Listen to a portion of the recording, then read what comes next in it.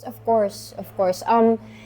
Para sa akin ng mga magulang, kumbaga sa araw-araw dapat humihingi ng sorry sa mga anak because inevitable yung nasasaktan natin yung mga anak natin. Kumbaga dahil gusto natin silang protektahan, alagaan, dahil meron tayong mga ginagawang bagay na sinasabi natin hindi nila pwedeng gawin, may pain na nade-develop sa kanila. Mas mabuti na maayos gawin yung best mo bilang magulang sa pagpapalaki rather than mas mahirap kasi pag adult na, tas yun, dun lang mag-heal ng mga pain. So, yun mas mahirap.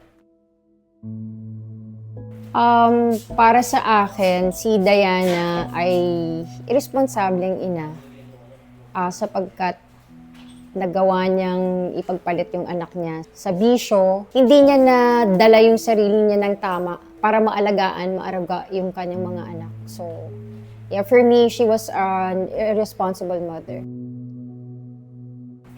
Meron akong 26, 22, and 13. Hanggang ngayon, parang just the thought of my 2 adult children being on their own, even if kaya nila, parang hindi ko pa masyado talaga mag-grasp yun.